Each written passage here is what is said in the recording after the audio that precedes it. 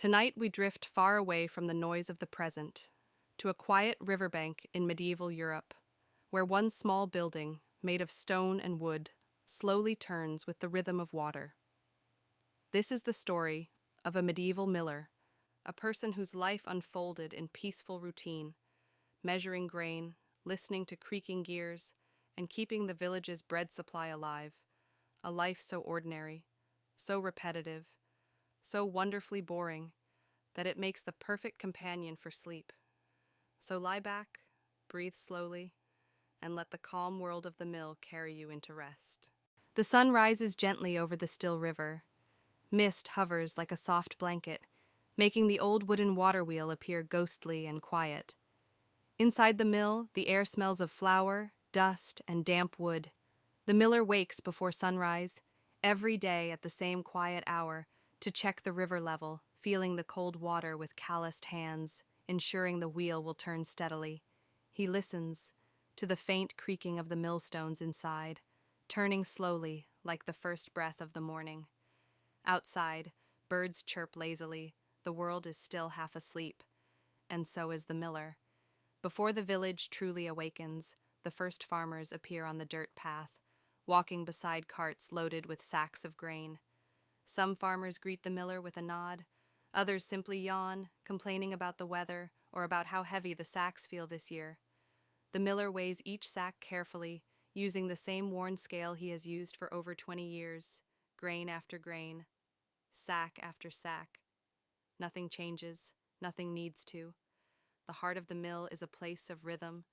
A deep, steady grinding sound echoes through the room. Grrr, groon, grrr. The millstones rotate endlessly, powered by the slow push of the river. Dust floats in the air like snowflakes. Light pours through cracks in the wood, creating little sunbeams that sparkle with flour. The miller brushes flour off his sleeves, then off his apron, then off his hair. There is always more flour. There will always be more flour. He adjusts the stones, checks the gears, tightens a rope, loosens another. The same motions, every day, every week, every year, and strangely, he finds it comforting. At noon, the miller sits on a wooden bench outside, next to the calm river. He eats a simple lunch, a piece of coarse bread, a little cheese, maybe a dried apple. He watches the wheel turn. He listens to the water. He sighs softly. Sometimes a duck swims by. Sometimes nothing happens at all. It is a peaceful kind of boredom, the kind that makes the mind drift gently, like a leaf floating downstream. In the afternoon, the wheel may jam, or a gear squeals, or the river slows down.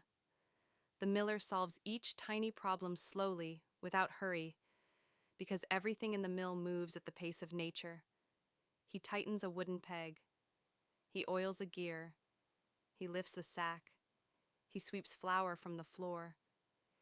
Even though he knows it will return within minutes, children from the village sometimes peek through the door, fascinated by the massive stones. The miller smiles quietly and shoos them away gently, warning them not to get too close. As the sun sets, fewer farmers arrive.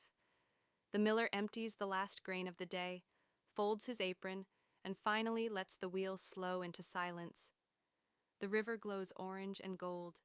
The air grows cool. The day ends exactly as it began, peacefully, predictably, wonderfully, uneventfully. He locks the door, walks the old path home, and listens to the soft chorus of crickets. Tomorrow, everything will be the same, and the day after that, and for many, many years, the quiet life of a miller, a small story in the pages of history, fading into the gentle rhythm of sleep.